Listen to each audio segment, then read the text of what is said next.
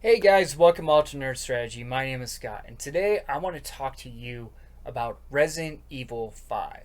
Resident Evil 5. Now, I played a ton of this game back when it was released over on the 360 and the PS3, and I thoroughly enjoyed it. In this game, you play as Chris and Sheva.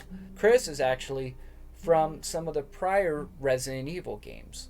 But in this one, it seems that he has indulged into too much bull shark testosterone. I'm just juicing, makes me a little pent up. Juicing?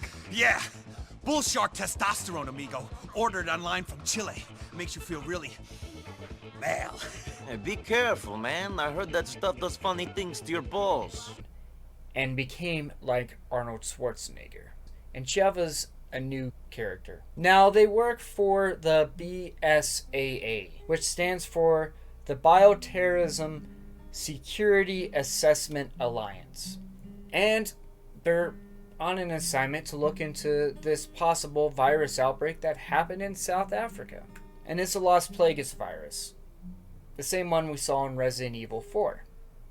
Where they're not exactly zombies, they're just genetically engineered monsters. Now, the gameplay in this is actually pretty fun. It's in a third-person perspective. Now, the story in this isn't exactly strong, but we do get to see Wesker come back into the scene. Complete global saturation. And this time, he's wearing a trench coat like he's Neo from The Matrix.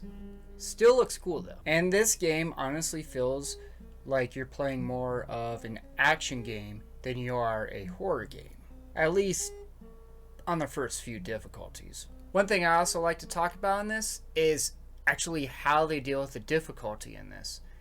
And the enemies are kind of dumbed down a little bit, but they do tons more damage. Like on professional mode, it literally feels more like a Resident Evil game because you're afraid to get hit. Because you get touched once and it's pretty much game over. Which is why I would recommend playing with someone else online, because the AI is, well, an AI. It's not perfect, and it doesn't have the human reaction it needs in order for you to progress in the game.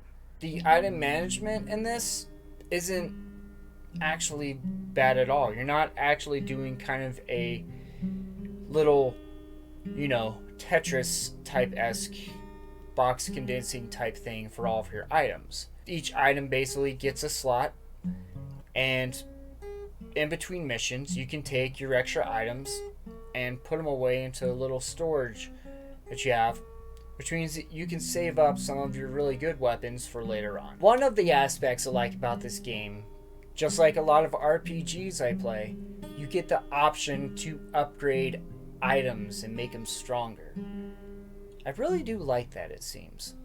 I think that's one of my favorite aspects about a lot of modernist type games, that you would get items and you can upgrade them to make them better. And this game is a great co-op game. It really is. If you could find a friend with you to play online, you're gonna have tons of fun playing this game. Especially after you use the item glitch that I mentioned earlier. Because there are some things like eggs and stuff that if you use the item glitch to duplicate tons of items, you can use that glitch, max out your stuff, and just decimate each level. Now, with all that being said, does it belong in the Resident Evil universe? Well, in a way, kind of, yeah.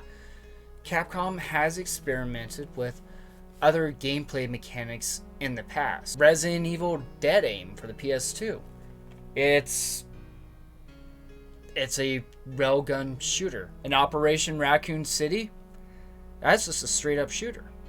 But this game was actually really solid for its time, and it's really fun to play. Thank you for watching, and if you like me doing this style of review, go ahead and subscribe and check out some of my other videos I've made on the channel.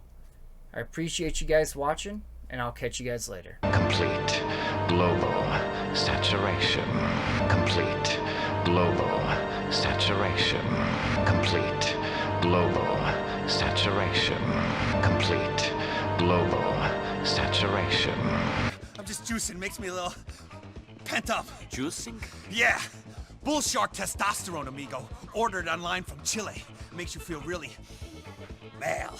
Hey, be careful, man. I heard that stuff does funny things to your balls.